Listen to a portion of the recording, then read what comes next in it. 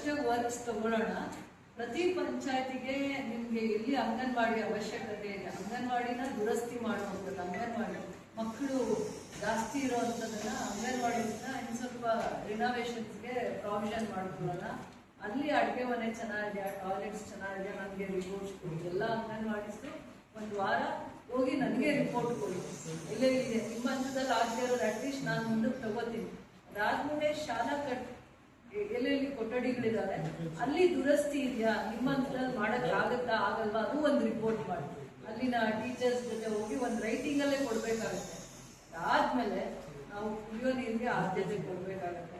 ಅದಕ್ಕೆ ನಾವು ಇನ್ನೇನು ಒಂದು ಕಾರ್ಯಕ್ರಮ ಮಾಡಬೇಕಂದ್ರೆ ಅದನ್ನು ನೀಟಾಗಿ ಪ್ಲ್ಯಾನ್ಡ್ ಆಗಿ ನೀವು ಯಾವುದಕ್ಕೆ ಆದ್ಯತೆ ಕೊಡಬೇಕು ಅಂದ್ಬಿಟ್ಟು ಮಾಹಿತಿ ಕೊಡಿ.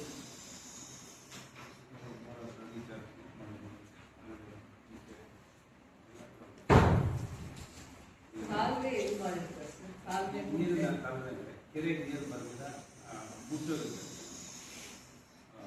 ನಮ್ಗೆ ಗೊತ್ತಿಲ್ಲ ಏನು ಇವ್ರ ಆದ್ಯತೆ ತಗೊಂತಾರೋ ಅದು. ನೀವು ಕುಡಿಯೋ ನೀರು ಏನು ಮಾಡಿದ್ರು ಅದ್ರಲ್ಲಿ ಯಾವ್ದು ಬೆಸ್ಟ್ ಪ್ರಾಜೆಕ್ಟ್ಸ್ ಅಂತ ನಿಮ್ಗೆ ಅನ್ಸುತ್ತೆ ನನ್ನ ಗಮನಕ್ಕೆ ಒಂದ್ಸತಿ ತನ್ನಿ, ಆಮೇಲೆ ಅದ್ರಲ್ಲಿ ಯಾವ್ದು ತಗೋಬೇಕು.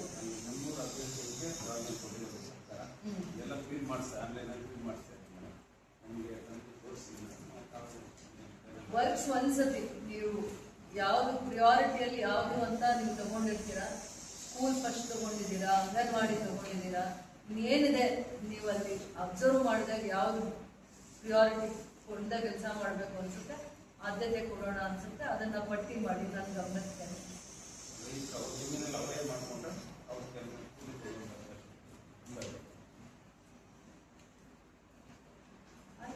ಅವರೇ ಕೆಲಸ ಮಾಡ್ಕೊಳ್ಬೇಕಲ್ವಾ?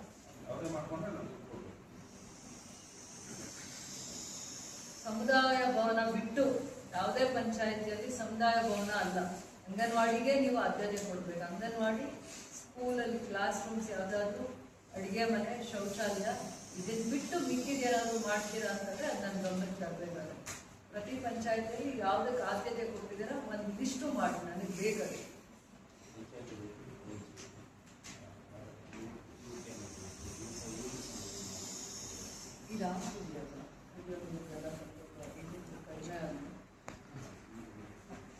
ರಾಮಸಾಗರ ನೀವು ಇಬ್ರು ಅಮ್ಮ ಕಂಗಾಂಡ್ಲಲ್ಲಿನು ಲೇಔಟ್ ಹೇಗಿರ್ಬೇಕಂದ್ರೆ ಆಶ್ರಯ ಅಂತಾನೆ ಕರಿಬಾರ್ದು ಯಾರು, ಅಷ್ಟು ಚೆನ್ನಾಗಿರುವಂಥದ್ದನ್ನ ಒಂದು ಗ್ರೀನರಿಯಿಂದಾನೆ ಫೆನ್ಸಿಂಗ್ ಥರ ಮಾಡಿ ಡಿಫ್ರೆಂಟ್ ಆಗಿ ಮಾಡಿ ನಾನು ಟೈಮ್ ಲಿಮಿಟ್ ಜಾಸ್ತಿನೇ ಕೊಟ್ಟಿದ್ದೀನಿ. ನೀವು ಮಾಡಿದ್ರೆ ನೆಕ್ಸ್ಟ್ ಗೊಲ್ಲಳ್ಳಿ ಅವ್ರು ನಿಮ್ಮನ್ನು ನೋಡ್ಬೇಕು ಮಾಡಿದೆ, ಅವರೇ ಎಲ್ಲ ಕೆಲಸ ತುಂಬ ಡಿಫ್ರೆಂಟ್ ಆಗಿ ಮಾಡ್ತಾ ಇರ್ತಾರೆ.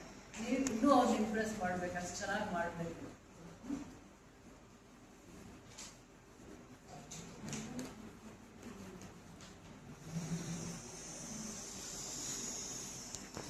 ಮಕ್ಕಳಿಗೆ ಸ್ವಲ್ಪ ಗ್ರೌಂಡು ಅಂಥದ್ದೆಲ್ಲ ಸ್ವಲ್ಪ ನೀಟಾಗಿ ಮಾಡಿಕೊಡೋದಕ್ಕೆ ಏನಾದರೂ ಸ್ಕೋಪ್ ಇಲ್ಲ ಮಕ್ಕಳಿಗೆ? ಇದರಲ್ಲಿ ಆ ಶಾಲೆ ಸ್ಟ್ರೆಂತ್ ತುಂಬ ಜಾಸ್ತಿ ಇರುತ್ತೆ, ಅದೇ ಜಾಗದಲ್ಲೇ ಸ್ವಲ್ಪ ನೀಟಾಗಿ ಅದನ್ನು ಮಾಡೋದಕ್ಕೆ ಅವಕಾಶ ಇದೆಯಾ ನೋಡಿ. ಬೇರೆ ಎಲ್ಲಾದರೂ ಮಾಡಿದರೆ ಅದನ್ನು ಅದಕ್ಕೆ ಮಾಹಿತಿ ತನ್ನಿ, ನಾನು ನಿಮ್ಗೆ ಅದಕ್ಕೆ ಸ್ವಲ್ಪ ಜಾಸ್ತಿ ಒತ್ತು ಕೊಡೋದು. ನಾವು ಮಾಡಿದ್ದೀವಲ್ಲ ಹುಡುಗರ ಹತ್ರ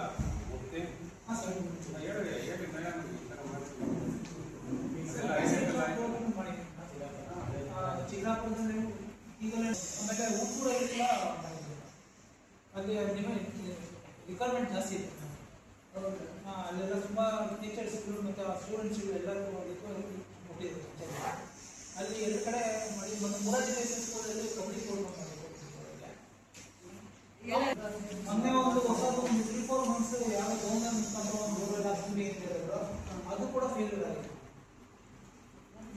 ಈಗ 2 ಸೆಂಟರ್ಸ್ ಅಲ್ಲಿ ಮರ್ಜ್ ಮಾಡಿದ್ದಾರೆ, 430 ಜನ ಮಕ್ಕಳಿದ್ದಾರೆ. ಹೌದೌದು, ಏನಾದ್ರು ಮಾಡಿ ಏನಾದ್ರು ದಾರಿಯಲ್ಲಿ ಮಾಡಿ ಹೋಗ್ಬಿಟ್ಟು ಅನ್ನ ಕಷ್ಟ ಇರುತ್ತೆ ಅದೆಲ್ಲ ಮಾಡಬಾರ್ದು. ಏನಾಯ್ತು ಕೂಡ್ ಬಂದ್ರೆ ನೀವು ಇಷ್ಟ ಆಯ್ತಂತೆ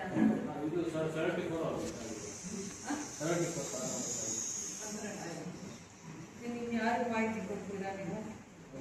ಇನ್ಯಾರಿಗೆ ಮಾಹಿತಿ ಕೊಡ್ತೀರಾ?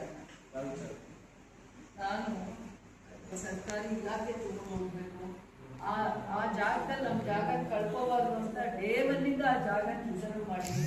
ಏನಕ್ಕಾದ್ರೂ ಒಂದು ಉಪಯೋಗ ಎಲ್ಲ ಇಲಾಖೆನೂ ಕಳಿಸಿದ್ದೆ, ಏನಾದರೂ ಒಂದು ಅವ್ರಿಗೆ ಗ್ರ್ಯಾಂಟ್ ತಂದರೆ ಆಗುತ್ತೆ ಅಂತ. ನಾನು ಹೋಗೋದು ಒಂದ್ ದಾರಿಯಿಂದ ಇವ್ರು ನನ್ನ ತಪ್ಪಿಸಾಕ್ ದಾರಿಯಲ್ಲಿ ಹೋಗ್ತಾರೆ. ನನ್ಗೆ ಏನು ಹೇಳಕ್ ಈ ನಡುವೆ ಇಷ್ಟ ಇಲ್ಲ. ನಾನು ಬಂದಾಗಿಂದ ಮೇಡಮ್ ನಾನು ಯಾವತ್ತೂ ಅಷ್ಟೇ ಮೇಡಮ್ ಆ ವಿಚಾರಕ್ಕೆ ಏನು ಎಂಟರ್ಟೈನ್ ಮಾಡಿದ್ರೆ ಇದುವರೆಗೂ ನಾನು ಯಾರನ್ನೂ ಕರ್ಕೊಂಡು ಹೋಗಿ ಗೊತ್ತಿಲ್ಲ ಮೇಡಮ್. ಅಲ್ಲಿ ಯಾರೋ ತರಲೇಬೇಕಮ್ಮ ಮಿಸ್ಗೈಡ್ ಮಾಡಿದ್ದಾರೆ ಮೇಡಮ್. ಅಷ್ಟು ಮಾತ್ರ ಹೇಳಬಲ್ಲ ಮೇಡಮ್.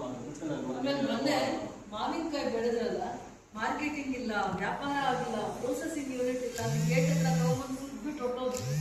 ಏನಾದ್ರು ಮಾಡಕ್ ಜಾಗ ಇರ್ಬೇಕಲ್ಲ, ಎಲ್ಲಿ ಹೋಗ್ತೀರಾ ನೀವು? ಪ್ರೊಸೆಸಿಂಗ್ ಯೂನಿಟ್ ಕೇಳಿದ್ರು, ಬೆಂಬಲ ಬೆಲೆ ಸಿಗ್ಲಿಲ್ಲ ಅಂತಂದ್ರೆ. 3 ಜಾಗ ಇದೆ ಇಡೀ ಜಿಲ್ಲೆಯಲ್ಲಿ. Mango processing unit, tomato processing unit 2-3 ಅಷ್ಟೇ ಇದೆ ಇಡೀ ಜಿಲ್ಲೆ. ಯಾರೊಬ್ಬ ರೈತ ತಾನು ದುಡ್ಡು ಖರ್ಚು ಮಾಡಿಕೊಂಡು ಎಲ್ಲಿದ್ರೆ ದುಡ್ಕೊಂಡು ಹೋಗ್ತಾನೆ? ಆಗಲ್ಲ. ಕೊಡ್ಬೇಕು ಕೆಲವೊಂದು ಇನ್ಫ್ರಾಸ್ಟ್ರಕ್ಚರ್, ಅದು ಮತ್ತೆ ರೈತನಿಗೆ ಉಪಯೋಗ ಆಗುತ್ತೆ, ಅವನಿಗೆಲ್ಲ ಲಾಭ ಬರುತ್ತೆ. ಅರ್ಥ ಆಯ್ತಾ? ದೂರದೃಷ್ಟಿಯಿಂದಾನೇ ನಾನು ಏನು ಕೆಲಸ ಹೇಳಿದ್ರು ನಿಮ್ಮ ಹತ್ರ ಮಾಡಿಸ್ಬೋದು. ಆದ್ರೆ ನಾನೇ ತುಂಬಾ ಸತಿ ಹೇಳಿ ನನಗೆ ತುಂಬಾ ನೋವಾದ್ರೆ APMC ನನ್ನ ಸ್ವಾರ್ಥ ಏನಿದೆ, ನಿಮ್ ರೆವಿನ್ಯೂ ದುಡ್ಡು ಕಟ್ಟಿದೀವಿ. ಇವತ್ತು ಅಂತ ಇಲಾಖೆ ಪರ್ಪಸ್ ಅಂತ ಸ್ಕೆಚ್ ಕೊಡಿ ಮೇಡಮ್. ವಿತಿನ್ 2 hours ಅಲ್ಲಿ ರೆಕಾರ್ಡ್ ಮಾಡ್ತಾರೆ, ಕೊಡಲಿಲ್ಲ ಅಂತ ರಿಸರ್ವ್ ಮಾಡಿ, ತೋಟಗಾರಿಕೆಗೆ ಅಂತ ರಿಸರ್ವ್ ಮಾಡಿ, ಅದೇ ಮೇಡಮ್ ಕೃಷಿ ತೋಟಗಾರಿಕೆ APMC 3ಕ್ಕೂ ಮಾಡಿ ಮೇಡಮ್. ಮೌಲಾಕ ಒಂದು 20 ಸಲ ಹೇಳಿದ್ದೀನಿ ಮೇಡಮ್ ನಾನು. ಆಯ್ತು, ಇನ್ನೊಬ್ರನ್ನ ತಗೊಂಡು ಆಯ್ತು, ಅವ್ರಿಗೆ ವಯಸ್ಸಾಗಿದೆ, ಅವ್ರು ಎಲ್ಲರೂ ನೋಡಿ ಇರಿಟೇಟ್ ಆಗೋದು ಖಂಡಿತ ಅಲ್ಲ. ಅವ್ರಿಗಾದ್ರೇನೆ ನನ್ಗೆ ಸಂತೋಷ. ನನ್ಗೆ ಏನ್ ಖುಷಿ ಆದ್ರೂ ನನ್ಗೆ ಅದರಿಂದ ನೆಮ್ಮದಿ ಸಿಗಲ್ಲ. ಅಲ್ಲ 10 ಜನ ಅಥವಾ 1000 ಜನ ರೈತರಿಗೆ ಒಳ್ಳೇದಾಗುತ್ತೆ ಅಂದ್ರೆ ಅದ್ರಲ್ಲಿ ನನ್ಗೆ ಎಷ್ಟೋ ಖುಷಿ ಆಗುತ್ತೆ.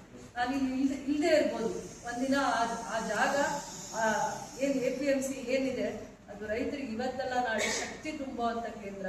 ಅದು ಎಂತ ಬಾರ್ಡರ್ ಅಲ್ಲಿ ಇದೆ ಗೊತ್ತಾ? ಅವ್ರಿಗೆ ಮಾರ್ಕೆಟ್ ಅಲ್ಲ, ಬಿಸ್ನೆಸ್ನೇ ಇಂಪ್ರೂವ್ ಮಾಡುತ್ತದೆ. ನನ್ನ ಕಾಲದಲ್ಲೇ ನಾನು ಪ್ರತಿದಿನ ಎಷ್ಟು ಒತ್ತು ಕೊಡ್ತೀನಿ, ನನ್ನ ಕಾಲದಲ್ಲೇ ಅದು ಡೆವಲಪ್ ಆಗಲಿಲ್ಲ ಅಂದ್ರೆ ಇವ್ರು ಕೊಟ್ಟಿದ್ದ ದೂರಿಗೆ ನಮ್ಗೆ ₹1 ಬರ್ತಾ ಇರಲಿಲ್ಲ. ಆದ್ರೆ ಅವ್ರು ಹೋಗಿ ನೋಡ್ಕೊಂಡು ಹೋದ್ಮೇಲೆ, ಜಾಗ ನೋಡ್ಕೊಂಡು ಹೋದ್ಮೇಲೆ ಇಷ್ಟು ಸತಿ ಕಂಪ್ಲೇಂಟ್ ಕೊಟ್ರಲ್ಲ, ಏನೋ ತಪ್ಪಾಗ್ತಾ ಇದೆ ಅಂತ ಕಂಪ್ನೊಳಗೆ ಬಂದು ಕೊನೆಗೆ ಜಾಗ ನೋಡ್ಕೊಂಡು ಹೋಗಿ 10 crores ರಿಲೀಸ್ ಮಾಡಿದ್ರು. ನಾನು ಅವ್ರು ಬರ್ಲೇ ಇಲ್ವಲ್ಲ ಒಂದಿನ ಅಂತ ನಾನು ಅನ್ಕೊಂಡೆ. ಇವ್ರೊಂದು 1000 ದೂರು ಕೊಟ್ಟಿದ್ರು, ನೋಡಕ್ ಹೋದ್ರು. ಆ ದೂರು ಕೊಟ್ಟಿದ್ದಾರೆ ಏನೋ ಇದ್ರು, ಏನಾದ್ರು ಬಂಗಾರ, ಗ್ರಾನೈಟ್, ಇನ್ನೇನಾದ್ರು ಆಂಧ್ರಾಗೆ ರಾತ್ರಿಯಲ್ಲಿ 200 ಲೋಡು 500 ಲೋಡ್ ಹೋಗಿರುತ್ತೇನೋ. ಇಲ್ಲಾಂದ್ರೆ ಯಾರಾದ್ರೂ ಇಷ್ಟು ಡಿಗ್ನಿಫೈಡ್ ಆಗಿ ಪ್ರೆಸ್ ಅವ್ರ ಜೊತೆ ಇಷ್ಟು ಡೀಸೆಂಟ್ ಆಗಿ ದೂರೆಲ್ಲ ಟೈಪ್ ಮಾಡ್ಕೊಂಡು ಇಷ್ಟು ಚೆನ್ನಾಗಿ ಬಂದಿದ್ದಾರೆ ಅಂತ ಪಾಪ DC-ನೇ ಬಿಡು ಮಾಡ್ಕೊಂಡು ಹೇಳಿದೆ, ಬೇರೆ ಕಾರು ಗೀರು ಎಲ್ಲ ಮಾಡ್ಕೊಂಡು ಬಂದು ನೋಡ್ಕೊಂಡು ಹೋಗಿ ಏನ್ರಿ ಇದು ಇಡೀ ಸ್ಟೇಟ್ ಅಲ್ಲಿ 3 ಜಾಗದಲ್ಲಿ ಇಲ್ಲ, ಇಂಥ ಜಾಗದಲ್ಲಿ ಮಾರ್ಕೆಟ್, ಇಂಥ ಅಸೆಟ್ಟೇ ಯಾರು ಕ್ರಿಯೇಟ್ ಮಾಡಿಲ್ಲ. ಫಸ್ಟ್ ರಿಲೀಸ್ ಮಾಡಿ ಕರ್ಸಿದ್ರು, ನನ್ನ ಫೋನ್ ಮಾಡಿ, ಮೇಡಮ್ ಪ್ಲೀಸ್ ಬನ್ನಿ, ನಿಮ್ಮ ಪ್ರಾಜೆಕ್ಟ್ ಅದು ನಿಮ್ಮ ಡ್ರೀಮ್ ಪ್ರಾಜೆಕ್ಟ್ ಅದು ಇಂಪ್ಲಿಮೆಂಟ್ ಮಾಡಿ, ತಪ್ಪಾಗಿದೆ ನಮ್ಮ ಕಡೆಯಿಂದ, ಕಮ್ಯುನಿಕೇಶನ್ ಗ್ಯಾಪ್ ಆಗಿದೆ, ನಾವು ನೋಡ್ಲಿಲ್ಲ ಇನಿಷಿಯಲಿ. ನನಗೂ ಕೊಟ್ಬಿಟ್ಟು ಇನ್ನೊಬ್ರಿಗೂ ಸ್ಕೆಚ್ ಕೊಟ್ಬಿಟ್ಟು ಅವ್ನು ಕೋರ್ಟ್ಗೆ ಹೋಗ್ಲಿ, ನಾನು ಅಲಿತಾ ಇರ್ತೀನಿ. ಈಗ ಒಂದ್ ಹತ್ರ ಅಲಿತಾ ಇದೀನಪ್ಪ, ನಾಯಿ ಅಲ್ದಂಗೆ ಆಯ್ತು ಅಂತ. ಇನ್ನೂ ಒಂದ್ ಹತ್ರ ಹಂಗೆ ಅಲ್ಲ ಸಿಕ್ಕಿದೆ ಮೇಡಮ್. ಸ್ಕೆಚ್ ಅದು ಖಾಲಿ ಬರಲ್ಲ, ಅದು ಮೊನ್ನೆ ಫೈಲ್ ಸಿಕ್ಕಿದೆ. ಅದಕ್ಕೂ ಆ ಪೊಸಿಷನ್ ಅವ್ರನ್ನ ಕರೆದು ಒಂದು ಮೀಟಿಂಗ್ ಮಾಡ್ತೀನಿ, ಅವ್ರನ್ನ ಕರಿ, ಇಲ್ಲಿ ಬೋರ್ವೆಲ್ಸ್ ಇದ್ದಾವೆ. ಈ ಸಂದರ್ಭದಲ್ಲಿ ಸ್ವಲ್ಪ ಅಂತ ಪ್ರಾಬ್ಲಮ್ ಬಂದಿಲ್ಲ, ಬಟ್ ಮೈನಿಂಗ್ ಏರಿಯಾ ಕುಡಿಯೋ ನೀರಿನ ಪ್ರಾಬ್ಲಮ್ ಬಂದಿಲ್ಲ. ಮೈನಿಂಗ್ ಏರಿಯಾ ಅದನ್ನ ಕರೆದು ಒಂದ್ಸತಿ ನೀವು ಮಾತಾಡ್ತೀನಿ. ಇಲ್ಲೆಲ್ಲ RO ಪ್ಲಾಂಟ್ಸ್ ಇದ್ದಾವೆ, ಇಬ್ಬರೂ ಜಾಯಿಂಟ್ ಆಗಿ ಇನ್ಸ್ಪೆಕ್ಷನ್ ಮಾಡಿ ಏನಾಗಿದೆ, ನಾವು ಹಾಕಿರೋದು ರನ್ನಿಂಗ್ ಅಲ್ಲಿ ಇದೆ, ಮಿಕ್ಕಿದ್ದು ಏನೇನು ಸ್ಟೇಟಸ್ ಇದೆ ಅಂತ ತಿಳ್ಕೊಂಡು ಹೇಳ್ಬೇಕು. ಯಾವುದೇ ಫಂಡಲ್ಲಿ ಆಗ್ತಿದ್ವಿ ಅದನ್ನು ರೆಡಿ ಮಾಡ್ಕೋಬೋದಾ, ಉಪಯೋಗ ಮಾಡ್ಬೋದಾ, ಬರೀ ನೀವು ಎಲ್ಲೆಲ್ಲಿ ನೋಡಲ್ ಆಫೀಸರ್ಸ್ ಎಷ್ಟು ಜನ ಬಂದಿದ್ದೀರಾ? ಪಂಚಾಯತಿ ನೋಡಲ್ ಆಫೀಸರ್ಸ್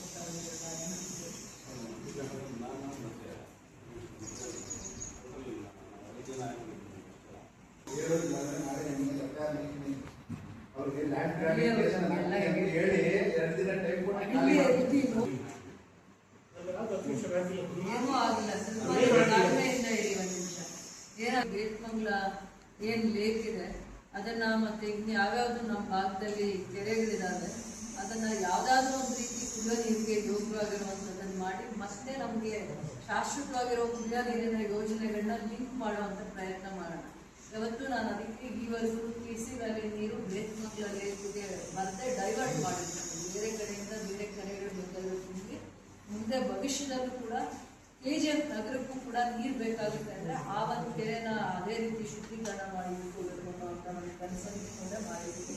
ನಾನು ಅದನ್ನು ಇವಾಗ ನೀರಾವರಿ ಸಚಿವರ ಹತ್ರನೂ ಅವ್ರ ಗಮನಕ್ಕೂ ತಂದಿದ್ದೀವಿ. ನಮ್ಮಲ್ಲಿ ಎರಡೂ ಏನಿದೆ, ರಾಮಸಾಗರ ಮತ್ತು ಬೇತ್ಮಂಗ್ಲ ಎರಡೂ ಕೆರೆಯಲ್ಲಿ ಯಾವುದಾದ್ರೂ ಒಂದು ಯೋಗ್ಯವಾಗಿರುವಂಥ ಕೆರೆನ ನೀರು ಭವಿಷ್ಯದಲ್ಲಿ ಯಾವಾಗಲೂ ನಮಗೆ ನೀರು ಶಾಶ್ವತವಾಗಿರೋ ಕುಡಿಯೋ ನೀರಿಗೆ ಏನಾದರೂ ಒಂದು ಒಳ್ಳೆಯ ಯೋಜನೆ ಮಾಡೋಣ, ಬೇರೆ ಯಾವುದೇ ಒಂದು ತಾಲೂಕು ಮೇಲೆ ನೀರು ಡಿಪೆಂಡ್ ಆಗೋದು ಬೇಡ ಅಂತಂದ್ಬಿಟ್ಟು ಅದು ಎತ್ತಿನ ಹೊಳೆ ಆಗಿರ್ಬೋದು ಅಥವಾ ಅದನ್ನು ಬೇರೆ ಥರನೂ ಯಾವ ರೀತಿ ಇನ್ನೂ ಉಪಯೋಗ ಮಾಡ್ಕೊಬೋದು ಅನ್ನೋವಂಥ ದೂರದೃಷ್ಟಿಯಿಂದ ಆಫೀಸರ್ಸ್ ಅದಕ್ಕೆ ಸಂಬಂಧಪಟ್ಟಿರುವಂಥ ಆಫೀಸರ್ಸು ಕೂಡ ಮಾಹಿತಿ ಕೊಡ್ತೀವಿ ಅಂತ ಹೇಳಿದ್ರೆ, ಅದಕ್ಕೆ ನೀವು ಇನ್ನೇನಾದರೂ ಇದ್ದರೆ ಇನ್ನು ಅಡಿಷನ್ ಟು ದಟ್ ಕುಡಿಯೋ ನೀರಿಗೆ ಇಂಥ ಯೋಜನೆ ಮಾಡ್ಬೋದು ಅನ್ನೋವಂಥದ್ದು ನಿಮ್ಮ ಗಮನದಲ್ಲಿದ್ದು ಕೂಡ ನಾನು ಗಮನಕ್ಕೆ ತಂದೆ. ನಾನು ಯಾಕೆ ನಮ್ಮ ಕ್ಷೇತ್ರದಲ್ಲಿರುವಂಥ ರಾಮಸಾಗರ ಮತ್ತು ಬೇತ್ಮಂಗ್ಲ ಎರಡೂ ಲೇಕ್ಸ್ನ ಯಾವುದಾದ್ರೂ ಒಂದು ರೀತಿಯಲ್ಲಿ ಮುಂದೆ ದೂರದೃಷ್ಟಿ ಇಟ್ಕೊಂಡು KGF ಬೇತ್ಮಂಗ್ಲ ಹತ್ರ ಇರೋದ್ರಿಂದ ಅದರ ಬಗ್ಗೆ ನಾನು ಸ್ವಲ್ಪ ಜಾಸ್ತಿ ಗಮನ ಹರಿಸ್ತಾ ಇದ್ದೀನಿ. ನನ್ನ ಕನ್ಸರ್ನ್ ಇದೆ. ಕಂಸಂದ್ರ ಸುತ್ತಮುತ್ತ ಯಾವುದಾದ್ರೂ ಒಳ್ಳೆ ಕೆರೆಗಳಿದ್ರು ಕೂಡ ನನ್ನ ಗಮನಕ್ಕೆ ತಂದೆ. ಕಂಸಂದ್ರ ಮತ್ತು ಈ ನ್ಯಾಷನಲ್ ಹೈವೇ ಇದೆಯಲ್ಲ ಚೆನ್ನೈ ಎಕ್ಸ್ಪ್ರೆಸ್, ಅದ್ರ ಸುತ್ತು ಯಾವುದಾದ್ರೂ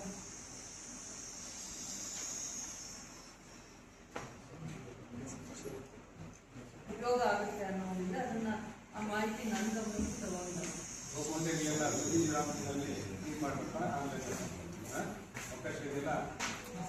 ರೆವೆನ್ಯೂ ಸೆಕ್ಯೂರಿಟಿ ಆಯ್ತು. ನಿಮಗೆ ಈ ಸತಿ ನಾನೇ ಮಾಡ್ತೀನಿ, ಈಗ ಆಗೋಗ್ಲಿ ಒಂದು ವಾರ ನಾನೇ ನಿಮ್ಮ ಜೊತೆ ಬೆಳಗ್ಗೆ ಅಲ್ಲೇ ವಿಸಿಟ್ ಬಂದು ನಿಮ್ದೆಲ್ಲ ನ್ಯಾಯ ಇದ್ದಂತ ಮಾಡಿ ಇನ್ನೂ ಒಂದು ಕ್ಯಾಸನಹಳ್ಳಿ ಕಡೆ ಇನ್ನೊಂದು ಕಡೆನೂ ಮಾಡೋಣ.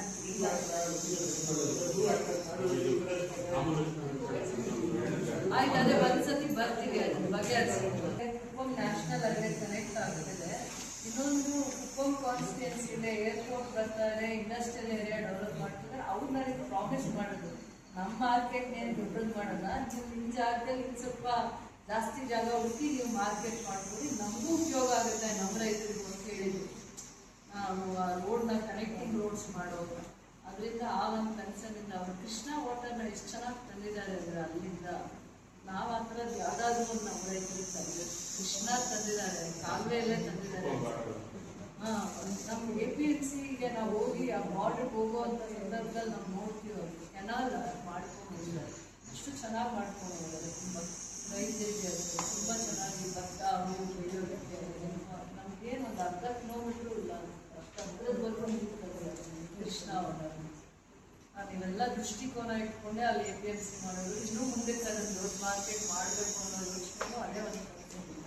ಅವ್ರಿಗೊಂದು ರಿಂಗ್ ರೋಡು ಅಥವಾ ನ್ಯಾಷನಲ್ ಹೈವೇ ಕನೆಕ್ಟ್ ಮಾಡೋದಕ್ಕೆ ಒಂದು ನಮ್ಮಲ್ಲಿ ಗೌರ್ಮೆಂಟಲ್ಲೂ ಅವ್ರ ಪ್ರಪೋಸಲ್ ಒಂದು ಕ್ಲಿಯರ್ ಮಾಡ್ತಾರೆ. ಅವರೇ ಹೇಳ್ತಾರೆ ನೀವು ಮಾರ್ಕೆಟ್ ಮಾಡಿ, ನಾವು ನಮ್ಮ ಮಾರ್ಕೆಟು 5 acres ಇದೆ, ನಾವು ಅದನ್ನೇನು ಡಿಸ್ಟರ್ಬ್ ಮಾಡೋಕ್ಕೆ ಹೋಗಲ್ಲ. ನೀವು ಮಾಡಿದ್ರೆ ಅದು ನಮಗೂ ಅನುಕೂಲ ಆಗುತ್ತೆ, ನಮ್ಮ ರೈತರಿಗೂ ಅನುಕೂಲ ಆಗುತ್ತೆ. ಅಡ್ವಾನ್ಸ್ ಇನ್ಫ್ರಾಸ್ಟ್ರಕ್ಚರ್ ಕೊಡಿ ಅಂತ ಹೇಳ್ತಾರೆ. ಸಲ ಲಾಸ್ಟ್ ಟೈಮ್ ಬರೀ 30 lakhs ಬಂದಿತ್ತು. ಅವತ್ತು ನಮಗೆ 15, 20, 30 ಬೋರ್ವೆಲ್ದು ಲಿಸ್ಟ್ ಇತ್ತು. 3 ಬೋರ್ವೆಲ್ ಕೊರೆಯೋಕ್ಕಾಗದೆ ಅಂತ ಸಂದರ್ಭದಲ್ಲಿ 30 ಲಕ್ಷ ಅಷ್ಟೇ ಬಂದಿತ್ತು. ಫಸ್ಟ್ ಟಾಸ್ಕ್ ಫೋರ್ಸಲ್ಲಿ 21 ಲಕ್ಷ ಬಂದಿತ್ತು.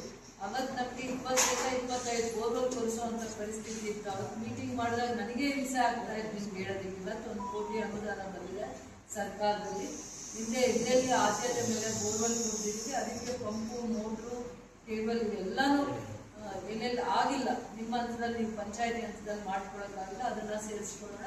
ಎಲ್ಲಿ ಜಾಸ್ತಿ ಆದ್ಯತೆ ಇದೆ ಅಲ್ಲಿ ಬೋರ್ವೆಲ್ಸೇ ಕೊರಿಯೋಣ. ಸೊ ಈಗ 1 ಕೋಟಿ ಇರೋದ್ರಿಂದ ಯಾವ್ಯಾವ ಪಂಚಾಯತಿ ನೀವೀಗ ನೀವು ಲಿಸ್ಟ್ ಕೊಟ್ಟಿದ್ದೀರ ಆ ಜಾಗದಲ್ಲಿ ಆದ್ಯತೆ ಇರುವಂಥ ಮಾತ್ರ ಬೋರ್ವೆಲ್ಸ್ ಕೊಡಿ. ಅಲ್ಲೇ ಬರುತ್ತೆ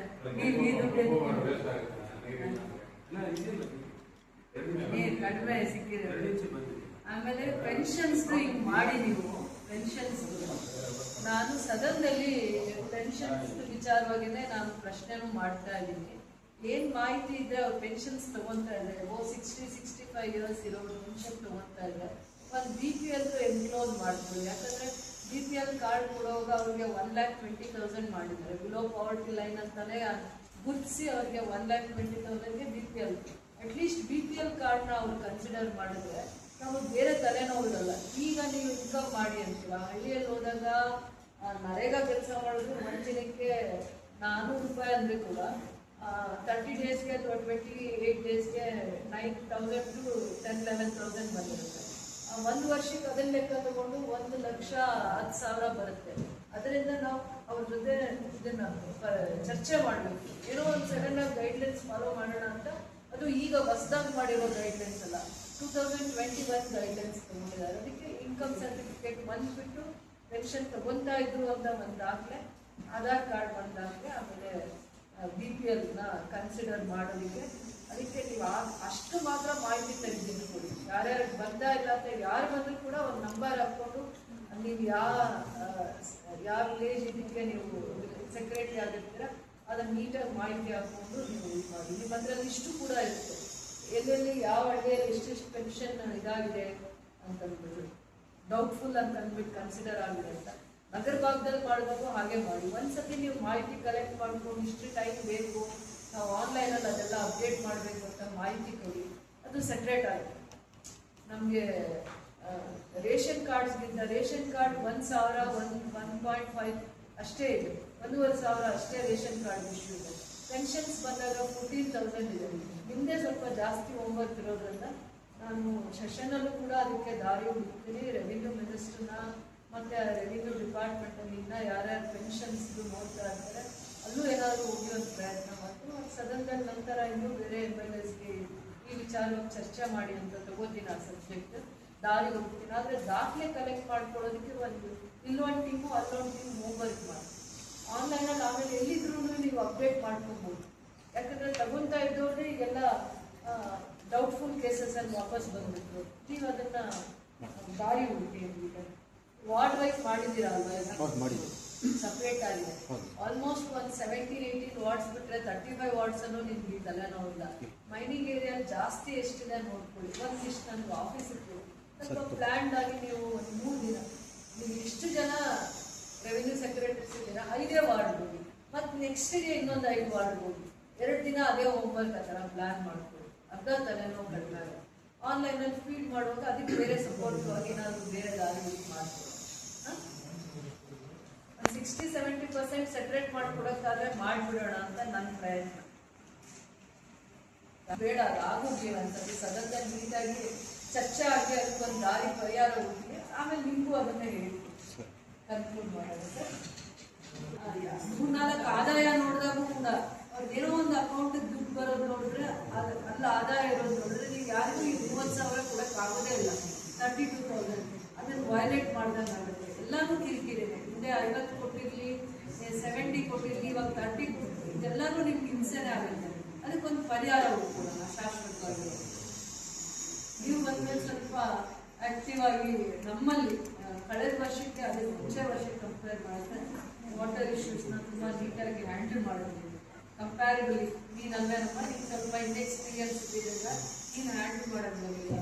ನಿಮ್ಮ ಆನಂದ್ ಸರ್ ಬಂದಮೇಲೆ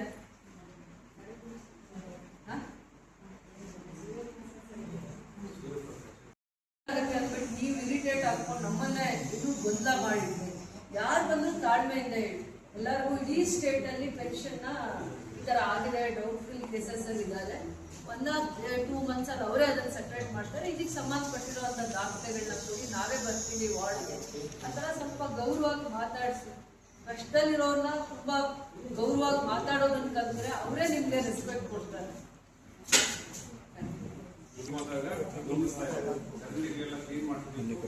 ಅದನ್ನ GPS ಮಾಡಿ ಆಲ್ಬಮ್ ಮಾಡಿ ಇಟ್ಕೋಬೇಕು. ಊರೆಲ್ಲ ತುಂಬಾ ಚೆನ್ನಾಗಿ ರೆಡಿ ಮಾಡಿರ್ತಾರೆ. ಏನೋ ಕಾರ್ಯಕ್ರಮ ಇರುತ್ತೆ, ಕುಡಿಯೋ ನೀರಿನ ಘಟಕನೋ ಏನೋ ಒಂದು ಊರೆಲ್ಲ. ಆಮೇಲೆ ಅವ್ರು ನನ್ನ ಸೀದಾ ಕರ್ಕೊಂಡು ಹೋಗಿ ನಿಲ್ಸೋದು ಅವ್ರ ಮನೆ ಹತ್ರ ಬಂದು ನಮ್ಮೂರು ಕಾಲುವೆ ನೋಡಿ ನಾವು ಅವ್ರ ಮನೆ ಹತ್ರ ಸೀದಾ ಕರ್ಕೊಂಡು ಹೋಗ್ತಾರೆ. ಬಿಡೋದು ಇಲ್ಲ, ಹಠ ಮಾಡ್ತಾರೆ. 1 ನಿಮಿಷ ಬಂದು ನೀವು ನೋಡ್ಬೇಕು, ನಿಮ್ಗೆ ಇರೋಕ್ಕಾಗತ್ತಾ, ಹಿಂಗೆ ನೋಡ್ಕೊಂಡೇ ಹೋಗಿ ಅಂತ ಹೇಳ್ತಾರೆ. ನನಗೆ ಅವ್ರ ಮನಸ್ಸು ಕರ್ಕೋಬೇಕು, ಹೋಗೋಣ. ಅವ್ರೇನೋ ಅಷ್ಟು ಬೇಜಾರಿಂದ ಕರೀತಾರೆ. ಅಲ್ಲಿ ಯಾರೋ ಮನೆ ಕಟ್ಟೋರ ಹತ್ರನೂ ಹೋದೆ, ಬಿಡ್ಲಿಲ್ಲ. ಅಲ್ಲಿ ಎಲ್ಲ ಕರ್ಕೊಂಡು ಹೋದೆ, ಇನ್ನೂ ಒಂದು ಸಾಲ್ವ್ ಆಗಿಲ್ಲ ಅವ್ರ ಸಮಸ್ಯೆ. ಅವತ್ತು ನಾವು ಸರ್ವರೆಡ್ಡಿ ಹಳ್ಳಿ ಅಲ್ಲದೆ ನಮ್ಮ ಅದು ನನ್ನ ಎಷ್ಟು ಹಠ ಮಾಡಿ ಕರ್ಕೊಂಡು ಹೋದ್ರು. 2 ದಿನ ಹಾಕಿದ್ದೀನಿ, ಬನ್ನಿ ಆ ಮನೆ ಅವ್ರು ಲೆವೆಲ್ ಹಿಡಿತಾರೆ. ನನಗೆ ಬೇಜಾರು, ಮಳೆ ಬರ್ತಾ ಇದೆ, ಅವ್ರು ಮನೆ ಬೀಳಿಸ್ಕೊಂಡ್ಬಿಟ್ಟಿದ್ದಾರೆ, ಮನೆ ಕಟ್ಟಕ್ಕೆ ಬಿಡ್ತಾ ಇಲ್ವಲ್ಲ, ಹೆಂಗ ಅವರು ನಮ್ಮನ್ನು ನಂಬ್ಕೊಂಡಿದ್ದಾರೆ ಅಂತ ಅದಕ್ಕೆ ಹೇಳಿದೀನಿ. ನೀವಿಬ್ರು ಹೋಗ್ಬೇಕಮ್ಮ, ಏನ್ ಕಷ್ಟ ಇರುತ್ತೋ.